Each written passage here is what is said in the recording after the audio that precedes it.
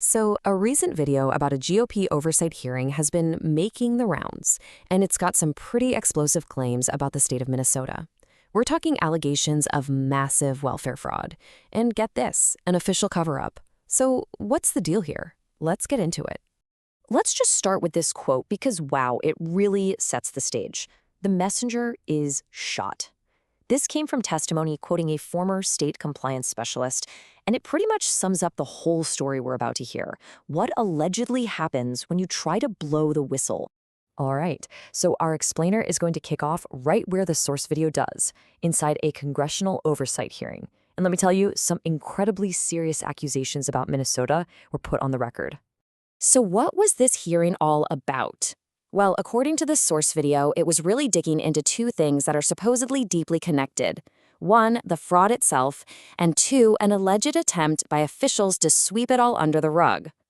Now, to really understand the weight of these claims, you gotta look at the timeline. According to the testimony, this isn't some new issue. No, this is something that's supposedly been going on for years and years. So just look at this timeline. It paints a picture of a problem that's been known for over a decade. Testimony claims the first reports came out way back in 2009. Then, by 2013, you have specific warnings about childcare fraud. And then you jump to 2020, and the allegation is that state officials knew invoices were fraudulent, but the payments just kept on flowing.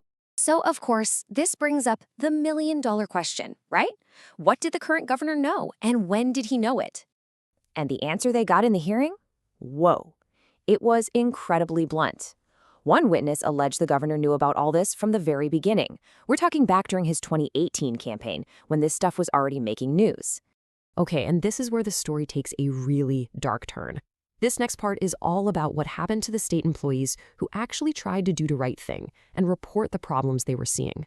Someone in the hearing testified that this group of whistleblowers, which apparently grew from around 480 people to over 1,000, were living in a constant state of fear. The claim is that instead of looking into the fraud, the leadership was actually spying on its own employees. And the alleged tactics they used? It's a pretty shocking list. You've got professional threats, like getting fired with cause so you can't even get unemployment. And then it gets deeply personal, like putting pictures of employees' homes and cars in their work files. And then there was this. This was presented as an actual question a supervisor asked an employee. You can imagine it was held up as this really chilling example of intimidation, basically bringing an employee's kids into it, a huge line crossed. So as all of these details are coming out in the testimony, the whole vibe of the hearing starts to shift. It goes from being about inaction to people calling for real, actual legal consequences for the folks at the top. Now, we need to quickly talk about a key legal term that got thrown around because it's super important for what happens next. It's called willful blindness. It's basically the idea that you can't just stick your head in the sand. If you have a duty to know what's going on and you deliberately avoid finding out, you can still be held responsible. And using that exact concept, willful blindness, Representative Paulina Luna stood up during the hearing and announced she was taking a pretty huge step based on what she had just heard. And she wasn't messing around.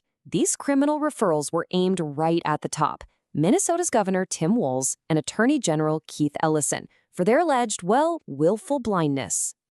Okay, everybody, this is a really important moment. We need to draw a very clear line in the sand. Everything we've talked about up until now has been about the testimony presented at the hearing. Now we're going to shift gears and look at the source video's own analysis and speculation about it all. Right. It is so crucial to separate these two things. You have the sworn testimony on one side, and then you have the political commentary from the video's host on the other, where he starts to interpret why he thinks all this happened.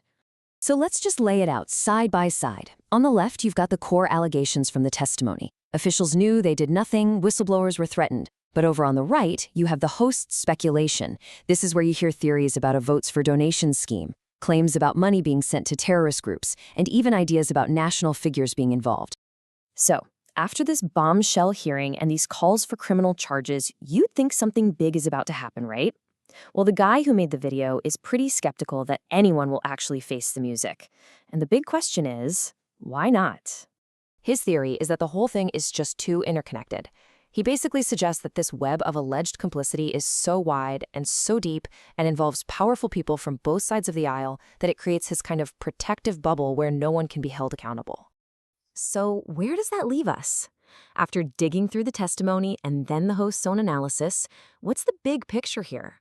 What's the main thing to take away from this source's explanation? Well, it seems like this is really a story on two different levels. On one level, you have official testimony that alleges a pretty catastrophic failure of government.